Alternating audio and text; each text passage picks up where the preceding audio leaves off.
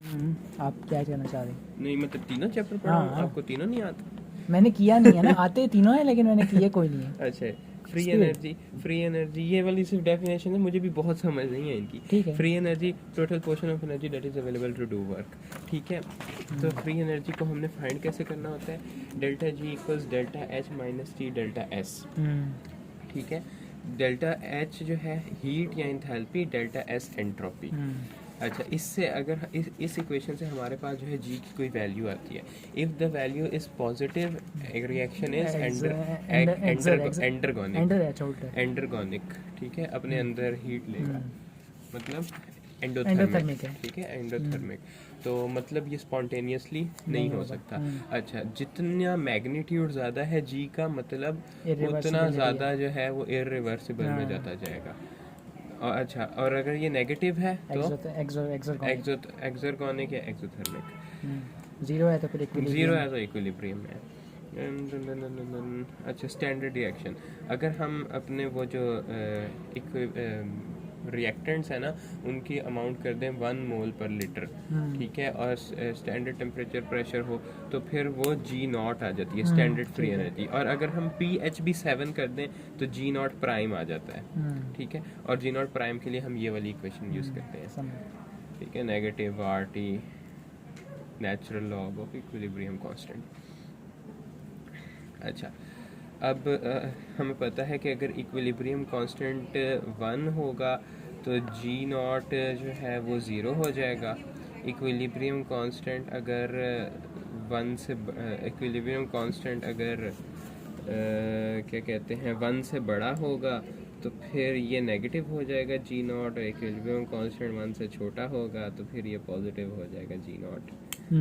ठीक ये है। लेकिन कॉर्ड में ऐसे लिखा होता है इसलिए बता रहा हूँ, ठीक है, मुझे समझ थोड़ा नहीं आइडिया है। है। अच्छा, एंटरगोनिक प्रोसेस कपल, एंटरगोनिक प्रोसेस हमेशा कपल होते हैं एक्सोगोनिक प्रोसेस के साथ। एक्सोगोनिक में जितनी एनर्जी निकलती है इट इज कपल्ड के वो कोई यूज़ कर एंटरगोनिक देते यूज़ कर ले। अच्छा, इसलिए ये वाली इक्वेशन दी हुई है ए प्लस सी में जो ए से सी में जो ये रिएक्टेंट्स है ना इनकी एनर्जी हमने यूज़ की बी और डी बनाने में। हमने अब इसका हमें मसला क्या है, क्योंकि सारे रिएक्शंस को हम ऐसे कपल नहीं कर सकते कि फौरी एक रिएक्शन हो साथ ही उसके दूसरा रिएक्शन हो जाए, इसलिए हम दरमियान में एक इंटरमीडिएट बना देते हैं। यूजली वो कोई ये भी हो सकता है क्या कहते हैं कैरियर, प्रोटॉन के मतलब प्रोटॉन कैरियर, ठीक है, NADH जैसे होता है। या यूजली हम उससे कोई हाई एनर्जी कंपाउंड बना लेते हैं, फॉर एग्जांपल ATP। अब ATP किसी एक रिएक्शन से बन गया, अब वो किसी हर दूसरे रिएक्शन में इस्तेमाल हो सकता है, ये इसकी इम्पोर्टेंस है। हाई एनर्जी फॉस्फेट ये छोड़ दें, intermediate value for free energy conversion. अच्छा, हमारे पास लो एनर्जी फॉस्फेट्स होते हैं, ठीक है, जो ATP से बन जाते हैं, और हाई एनर्जी फॉस्फेट्स होते हैं जो ATP को बनाते हैं। ATP की ये सेंट्रल वैल्यू है, ठीक है, बिल्कुल सेंटर में है। 3-4 की चीज़ें हैं जो इससे ऊपर हैं आसान। फॉस्फोइनोल पायरुवेट, हमें पता है पायरुवेट काइनेस लगता है तो इससे ATP बन जाती है। कार्बामाइल फॉस्फेट ये इसकी ऊपर होती है। अच्छा, 1,3-बिस फॉस्फोग्लिसरेट इसकी एक एनर्जी ऊपर होती है, क्रिएटिन फॉस्फेट। बाकी सारी चीज़ें जो हैं उनकी ATP से नीचे ही है। वो हाई एनर्जी फॉस्फेट्स है, नीचे वाले लो हाँ, एनर्जी ये लो फॉस्फेट्स एनर्जी हैं। फॉस्फेट्स हैं। चलिए। अच्छा, इसके अलावा हाई एनर्जी कंपाउंड्स जो हैं फॉस्फेट्स इन दूसरे कंपाउंड्स, उसमें एसाइल एसिटाइल को acyl carrier proteins, amino acid esters, adenosyl methionine, PRP, ये सारे आ जाते हैं। फॉस्फोराइबोसाइल अच्छा, पायरोफॉस्फेट। ADP साइकिल, ऊपर वाली चीज़ें जहाँ से ATP बन रहा है, नीचे नीचे वाली जहाँ चीज़ें से जहाँ से यूज़ हो रहा है। अच्छा, ये देखें, ये 1 2 3 ये है सबस्ट्रेट लेवल फॉस्फोराइलेशन। इसमें से ये और ये कहाँ हो रही होती हैं? फॉस्फोइनोल पर ग्लाइकोलिसिस है, ठीक है, ये ग्लाइकोलिसिस में हो रही है, और ये जो सक्सिनाइल है को बेसिकली TCA साइकिल हाँ, का है। और ये ऑक्सीडेटिव फॉस्फोराइलेशन। इसके ये अलावा क्रिएटिन जो है वो ये आगे स्टोर है, ठीक है, आगे फिर यूज़ यूज़ कहाँ हो हो रही जाता है। अलाउस कपलिंग हो गई, ठीक है, हमें अच्छा, यूज़ पता कहाँ हो रही है? यूज़ हो रही है। ग्लिसरॉल एक्टिवेशन है, देख, glucose 6 phosphate, glucokinase, glucose 1 phosphate, glycerol 3 phosphate, दूसरी फॉस्फोराइलेशन एक्टिविटी। ये दो हैं ग्लाइकोलिसिस के। ये है ये कहाँ ग्लिसरॉल। से ग्लाइकोलिसिस का है? ये तो ग्लाइकोलिसिस का है। ये किस ग्लूकोज चीज़ का, ये मुझे समझ नहीं आई किस चीज़ का इन्होंने बनाया हुआ है बस। ये नहीं, वो अच्छा, फ्रुक्टोज 1,6 वही अच्छा, है। उसके बाद है ATP लाउस कपलिंग हो गया। फिर इन्होंने एग्जांपल दी है ग्लूकोज और फॉस्फेट में ना इतनी ज़्यादा एनर्जी चाहिए होती है, पॉजिटिव है, नहीं जा सकता, तो हम ATP के लेते हैं, वो नेगेटिव ज़्यादा एनर्जी दे देता है, फिर ये जो है एक दूसरे के साथ कपल हो जाते हैं, ये चल जाता है। हमारे पास क्रिएटिन काइनेज हो गया। अच्छा, दो एंजाइम है nucleoside monophosphate kinase, NMP kinase, NMP kinase, और दूसरा न्यूक्लियोसाइड ट्राइब नहीं diphosphate NDP kinase, kinase. NDP kinase. चलें ये एंड में दिया है चैप्टर के ये आपको आते हैं ना, अभी आपने पढ़े होंगे बस, ठीक है, ये वही काम है, ये वही काम है।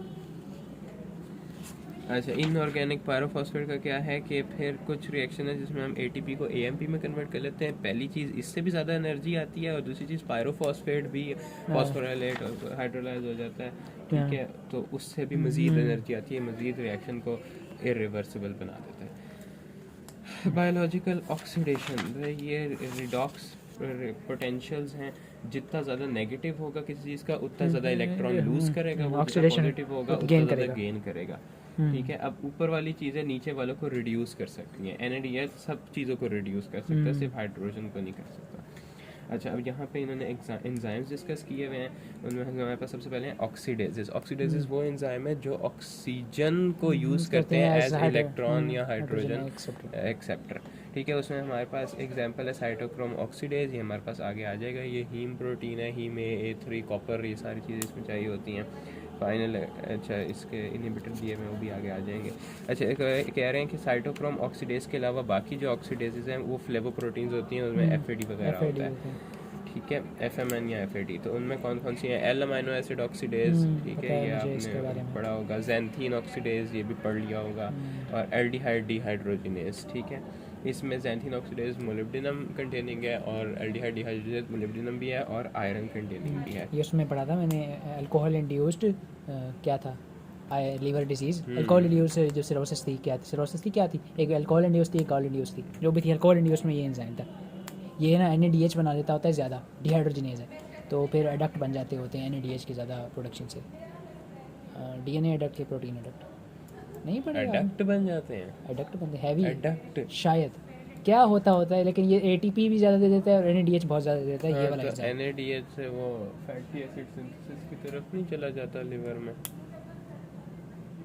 फैटी हाँ, लिवर ये फैटी लीवर में चला जाता है। वो मैंने ना जीनोबायोटिक्स में कहीं पढ़ा था कि वो एडक्ट ये ना टॉक्सिक भी होता है, साइटोटॉक्सिक भी होता है, एडक्ट बना देता है, प्रोटीन एडक्ट बना देता है। उसके बाद हमारे पास है डिहाइड्रोजिनेजेस, वो यूज़ करते हैं, ऑक्सीजन को नहीं यूज़ करते, इसके अलावा किसी और हाइड्रोजन एक्सेप्टर को यूज़ करते हैं, यूजली NADH या कभी कभी राइबोफ्लेविन, ये FADH FML वाले, ठीक है, ये NADH है। अच्छा, उसके बाद ये यही हाइड्रोजन कैरियर जो है डायरेक्ट आपकी इलेक्ट्रॉन ट्रांसपोर्ट के इनमें जो है वो चले जाते हैं।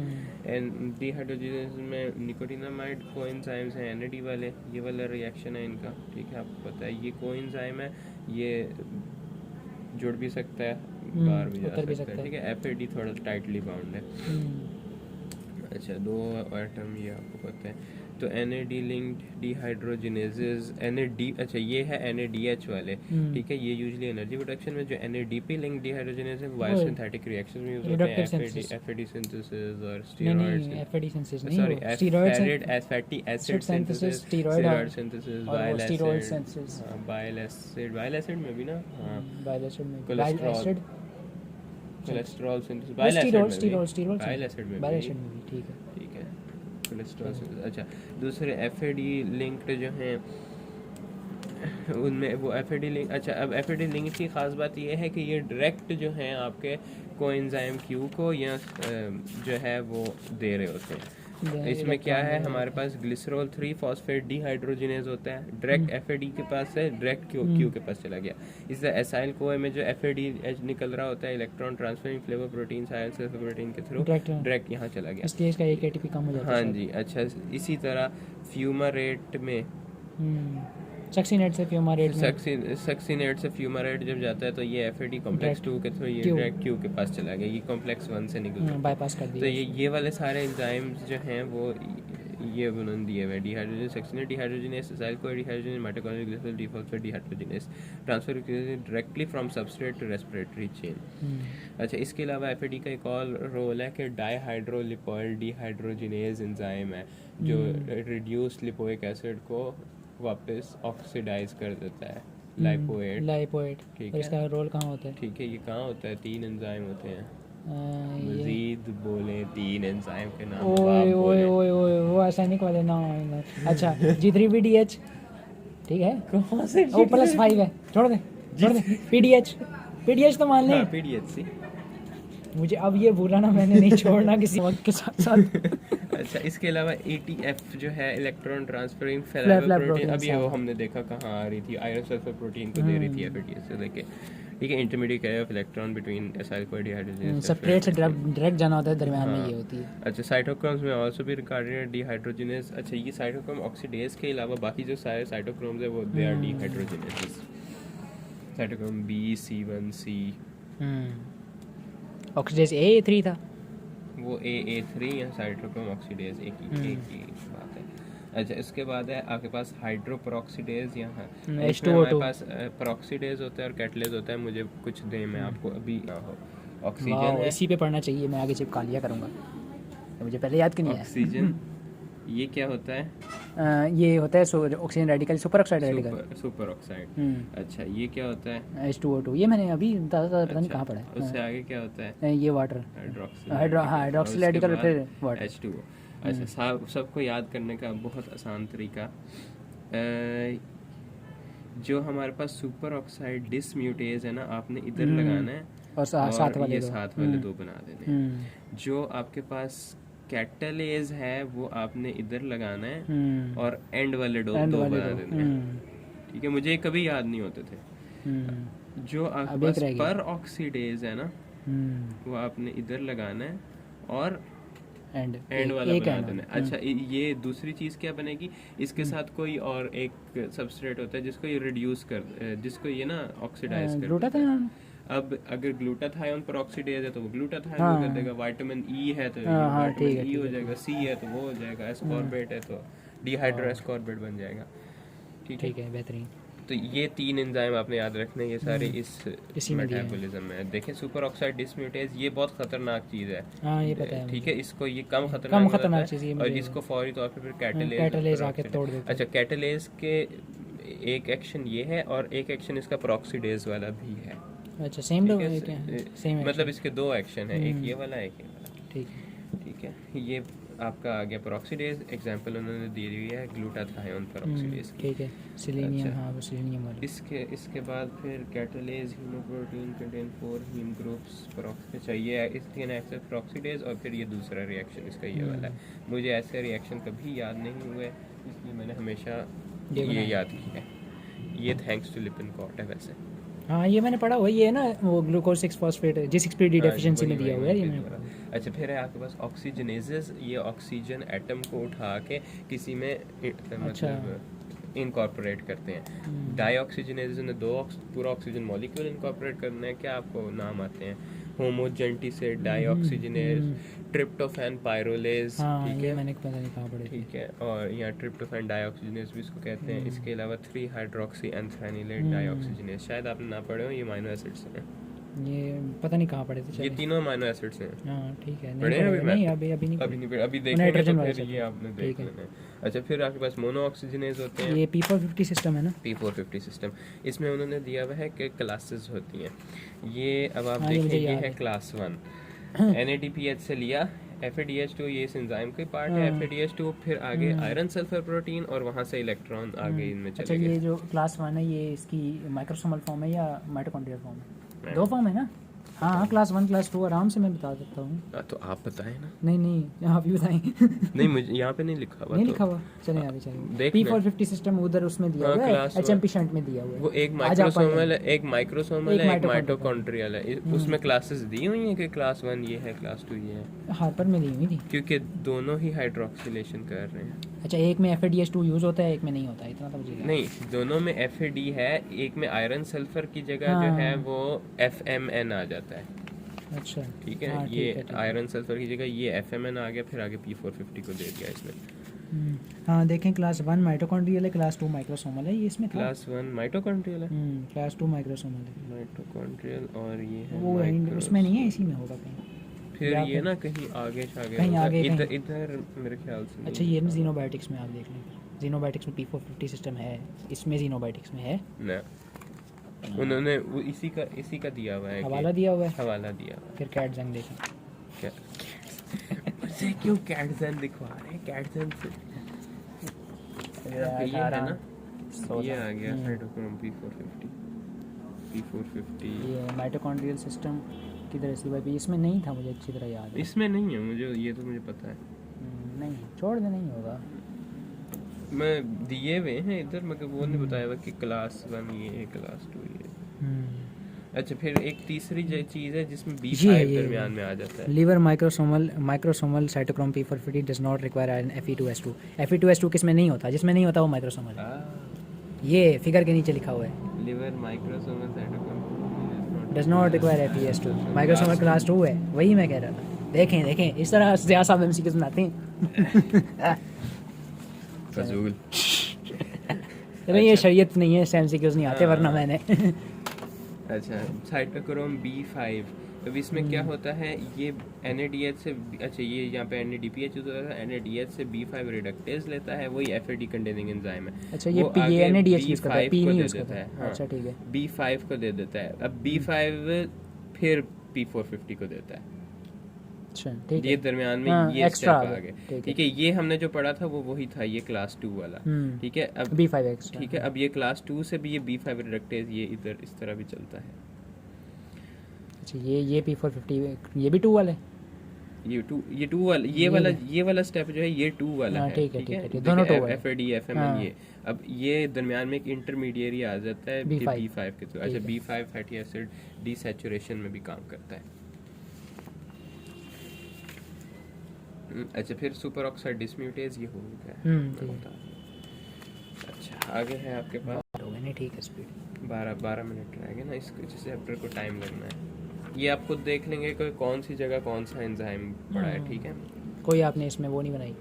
कुछ भी नहीं है, याद भी नहीं करने पड़ते, हमें पता है कौन सी जगह क्या है। चलिए मैं देख रहा हूँ। अच्छा, उसके अलावा कंपोनेंट्स नाम आते हैं आपको कॉम्प्लेक्सेस के? 1 2 3 4 चलें, ये देखें। हाँ, NADH Q oxido reductase, Q cytochrome C oxido reductase, cytochrome oxidase. ठीक है, और ये क्या है, succinate Q reductase.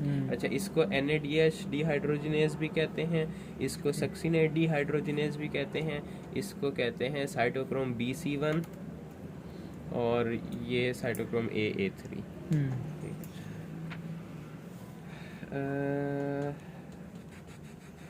cytochrome C is a soluble protein। ठीक है, आपने अभी तो पढ़ा है, अब आप बार इतना ना नहीं, देख। मैं देख रहा हूँ क्या बताना है क्या नहीं बताना। और सब बताएं मोहित भाई। ये क्या बात हुई? नहीं, मैं देख रहा हूँ कुछ आगे चीज़ें आ जानी है ना। अच्छा, अब हमारे पास इसमें होती हैं फ्लेवो प्रोटीन्स। ठीक है, FAD FMN है आपके पास कॉम्प्लेक्स 1 में। ठीक है, FAD है ये आखिरी कॉम्प्लेक्स 2 में। अच्छा, इसके अलावा आयरन सल्फर प्रोटीन 1 2 3। ठीक है, इन तीनों में हमारे पास आयरन सल्फर प्रोटीन है। अच्छा, उसके बाद हमारे पास, हम अगर कॉम्प्लेक्स 1 और 2 से शुरू करें तो फिर हमारे पास NADH से सबसे पहले इलेक्ट्रॉन जाते हैं FMN को। अब मैं एक फ्लो में सारे बताने लगा हूँ। FMN को, FMN से FES को, वहाँ से फिर Q रिड्यूस हो जाता है। ठीक है, Q में आपको पता है इस तरफ से भी आ रहे हैं, यहाँ से भी आ रहे हैं, और ये कॉम्प्लेक्स 2 से भी जो है यहाँ सारे Q में आ रहे हैं। अच्छा, Q ने आगे जो है, अब Q के पास कितने इलेक्ट्रॉन है? 2। अच्छा, ये NADH के 2 इलेक्ट्रॉन से ये 4 हाइड्रोजन आयंस भी ऊपर पंप कर रहा है। अच्छा, अब इस Q के पास है 2, मगर साइटोक्रोम C कितने कैरी कर सकता है? 1 कर सकता है। ठीक है, इसलिए ये Q साइकिल चलता है। ओके, एक Q गया, एक Q ने अपने दोनों हाइड्रोजन आयन और दोनों इलेक्ट्रॉन मतलब दे दिए। एक इलेक्ट्रॉन गया आयरन सल्फर के पास, अब वो एक गया साइटोक्रोम C1 के पास, और साइटोक्रोम C क्योंकि वो कैरी कर सकता था 1। अच्छा, दूसरा जो है वो Bl मतलब B लाइट, B हैवी, और फिर वापस Q के पास चला गया। अब हम Q को सेमी क्विनोन फॉर्म में नहीं रखना चाहते, हम Q को चाहते हैं कि वो वापस QH2 बन जाए, मतलब क्यूनोल बन जाए, क्विनोन से ना। अच्छा, हाफ है तो फिर 2 साइकिल्स मिल जाते हैं, कुछ ऐसे। अच्छा, फिर जो है हम QH2 एक और ऑक्सीडाइज करते हैं। ठीक है, उससे 2 इलेक्ट्रॉन निकालते हैं। एक इलेक्ट्रॉन उसी तरह साइटोक्रोम C के पास चला गया, ये 2 बन गए, और दूसरा जो है Bl BH, और फिर ये सेमी क्विनोन के पास चला गया, ये दोबारा रिड्यूस क्विनोल बन जाए। स्टेबल। ठीक है, ये स्टेबल। और इसके साथ ही 2 हाइड्रोजन आयन इधर और 2 हाइड्रोजन आयन इधर से पंप हो गए। ये सारा कमाल हो रहा है इधर किधर हो रहा है? कॉम्प्लेक्स 3 3 में। में अब हो रहा है। इधर जो आयरन सल्फर प्रोटीन है ना वो है risk iron sulphur risk protein. Iron sulphur protein usually bound होती है with sulphur of sulphur the और सिस्टीन सिस्टीन, या आमतौर पे अकेले सल्फर। यहाँ पे जो है हिस्टिडीन के साथ जो है ये बाइंड है, linked to histidine residues rather than cysteine residues।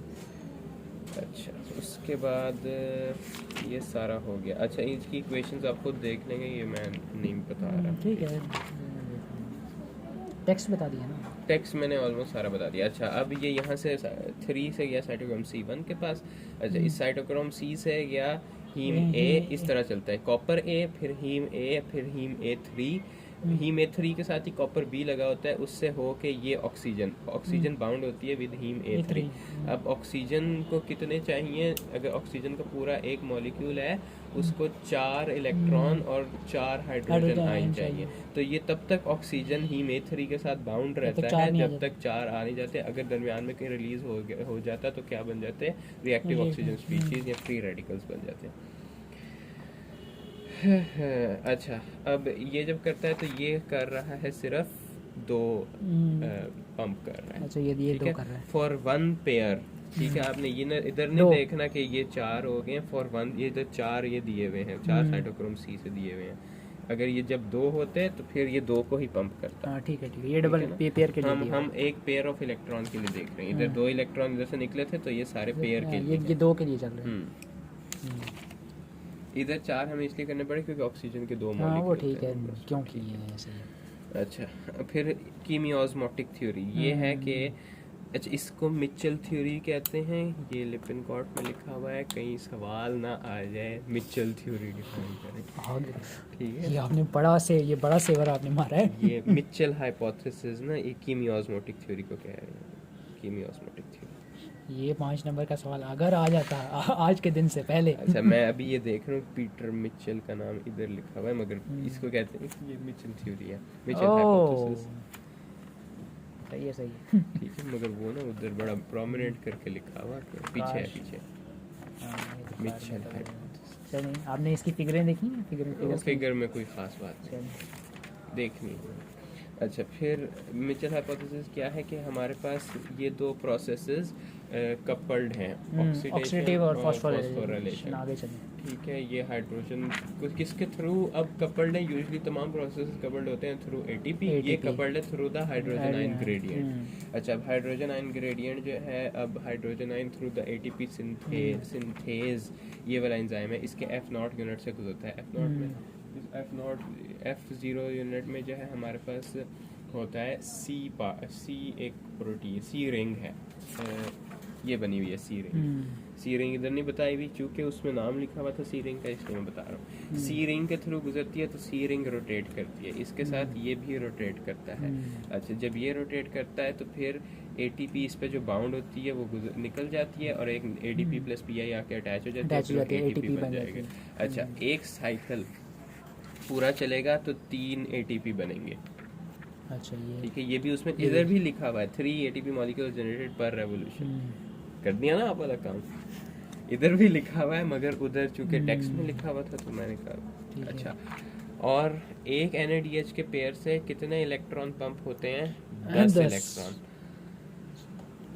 अब मैंने निकाला था नेट से देख के कि 4 हाइड्रोजन आयन जब जाते हैं ना इसके नीचे तो 1 ATP बनता है, तो 10 जाएंगे तो 2.5 ATP बनता है। ठीक है, तो इसलिए होता असल में ये 2.5 ही है, मगर उन्होंने वहाँ पे अलग तरह से प्रूव किया हुआ है कि किस तरह वो बना रहे हैं।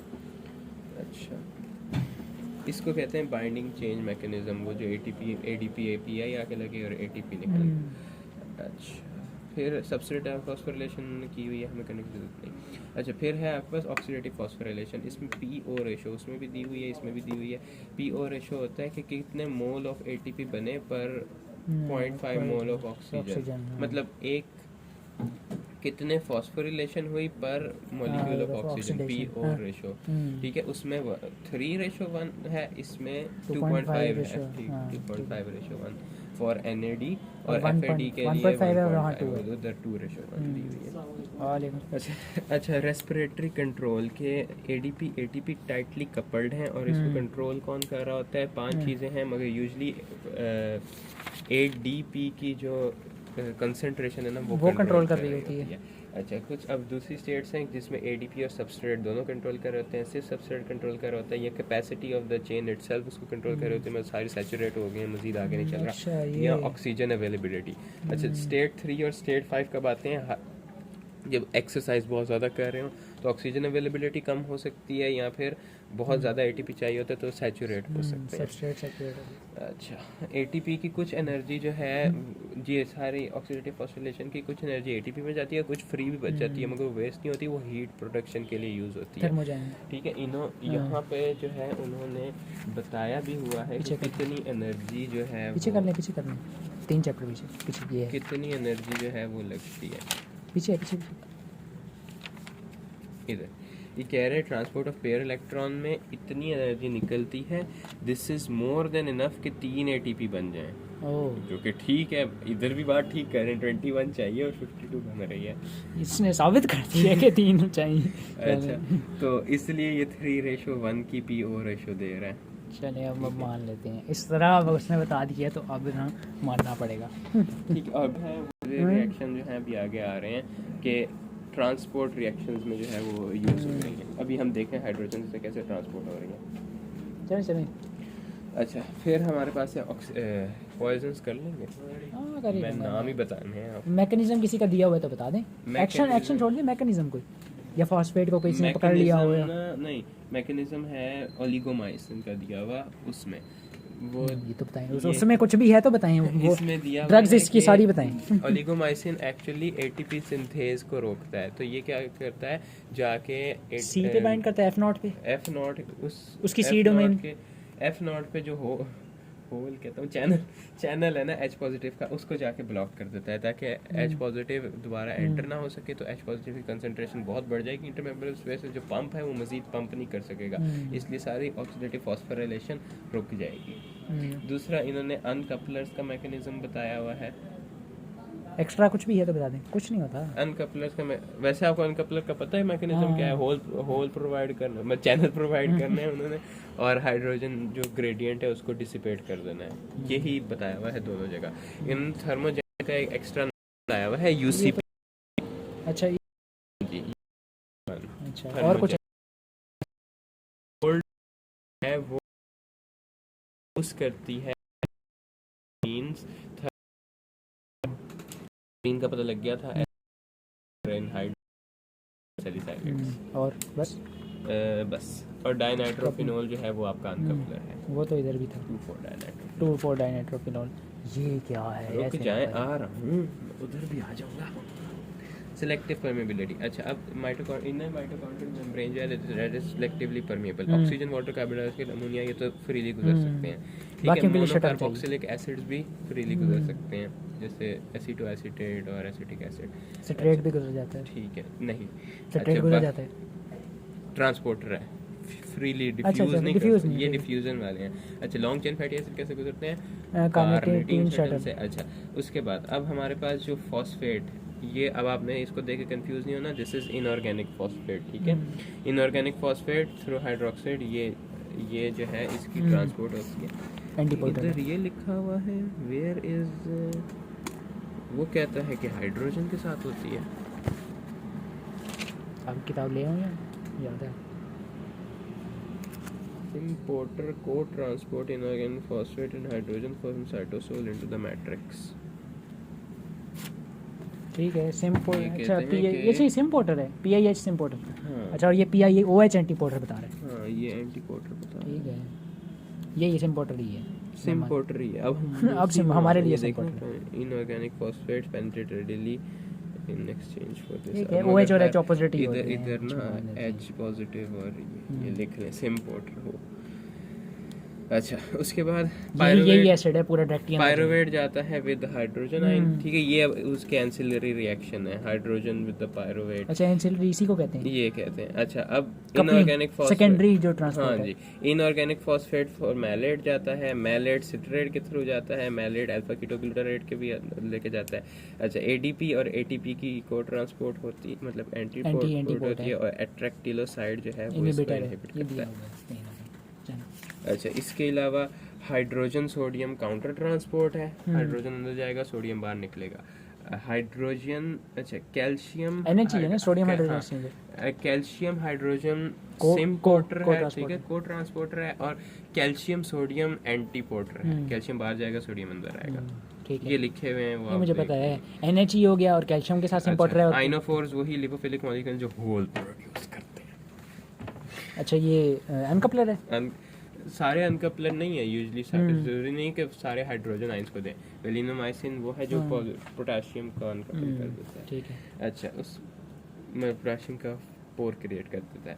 अच्छा कुछ एनर्जी हाइड्रोजन की माइटोकॉन्ड्रिया में हमें NADPH चाहिए होता है, ठीक है, इसकी एनर्जी से हम NADH से इलेक्ट्रॉन निकाल के NADP पे कर सकते हैं। These are called energy linked trans hydrogenases। ये कहीं भी नहीं था। NADPH के दो ही सोर्सेज, मैलिक एंजाइम और ये है विद इन द माइटोकॉन्ड्रिया, हमें किसी एंजाइम के लिए चाहिए। Wow, direct from NADH to NADPH।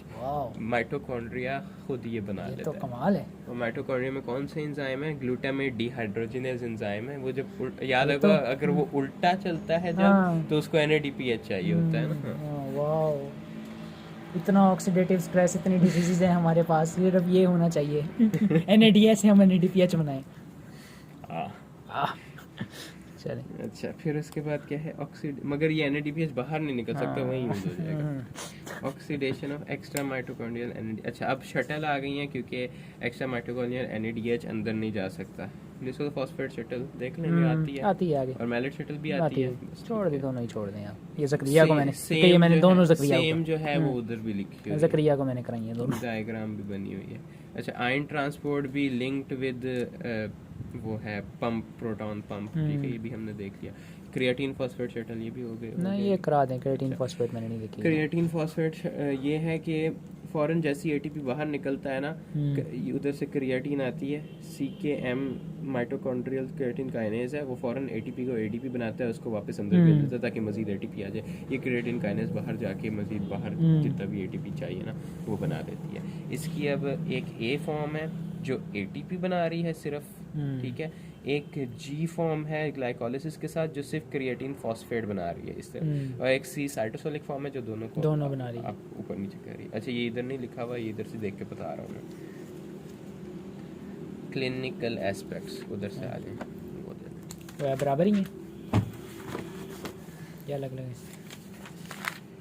Mitochondria about 90 polypeptides चाहिए होते हैं फॉर ऑक्सीडेटिव फॉस्फोरिलेशन। 13 उसमें से माइटोकॉन्ड्रियल DNA जो है वो बना रहा होता है।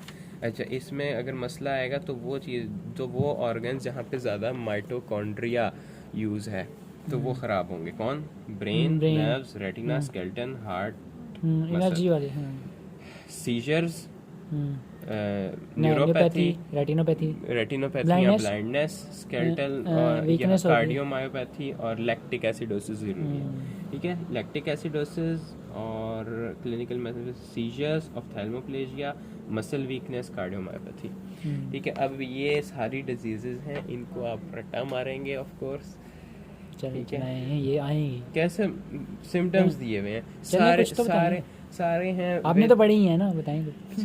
सारे हैं विद माइटोकॉन्ड्रियल DNA की म्यूटेशन हो रही है। क्रेन-सायर सिंड्रोम। अच्छा ये मेर्फ और मिलास तो मुझे पता है। अच्छा सुने जरा, कि वीकनेस ऑफ आई मसल हो जाता है। ब्रेक आपकी आगे पहली होगी। बहुत पढ़ा है इसने, बहुत पढ़ा है यार, एक फ्लो में इतना हम नहीं पढ़ सकते। मैं तो घंटे डेढ़ के बाद हम ब्रेक लेते हैं, घंटे बाद हमारी ब्रेक होती है की डिस्फंक्शन की वजह से। सर ने दो ही बताए थे, मेर्फ और वो मिलास। सुने जरा, ये ना बायोनेट 6 में डिपन गॉड में दिए हुए हैं, आखिर में टेबल दिया हुआ है, मैं भी आज देख रहा हूँ। मैं भी पुरानी में नहीं है, ओह मैंने सोचा था पीडीएफ से ना इसको निकाल के रख लेता, कहीं था ही नहीं। इधर भी सिर्फ ये मिलास लिया हुआ है, अल्जाइमर डायबिटीज़, और ये है fetal infantile myopathy. Myopathy, mitochondria. Bioenergetics. अच्छा सुने, Kearns Sayre syndrome, Kearns Sayre syndrome ये है weakness of eye muscles and ptosis. अच्छा फिर विजन, इधर से देखें, अच्छा सही है, मैं सुन रहा हूँ। ठीक है, विजन लॉस, हाँ। फिर कार्डियक कंडक्शन का डिफेक्ट आ जाता है, यही लिखा है। हाँ, मेरा टाइम लग रहा है, छोड़ दे कर कार्डियक कंडक्शन है, फिर किडनी फंक्शन का लॉस है, फिर मसल वीकनेस है, और फिर वॉकिंग में मसला है, एटेक्सिया है, और बस शॉर्ट स्ट्रेचर है, डिमेंशिया है, इतना कुछ है। बस ठीक है, हो गए हैं सारे, बस यही रह गए। ठीक ये तो उसके बकवास बाद, है, हाँ, रख दें, फेंक दें फिर इसको। लेबर बात नहीं पढ़ना हेरिडिटरी है। ऑप्टिक, ये इसमें दोनों बायलैटरल विजन लॉस है। ले डिजीज आपने कहीं पढ़ी है? हाँ ये पढ़ी हुई है ये मुझे मिल नहीं रही, कहाँ है ले, क्योंकि मुझे पता है लिंक कि सिंड्रोम छोड़ दें, लिंक सिंड्रोम पढ़ा है, ली मुझे डिजीज लग भी रहा है पढ़ी कि है। ले डिजीज मैंने पढ़ी है। ये भी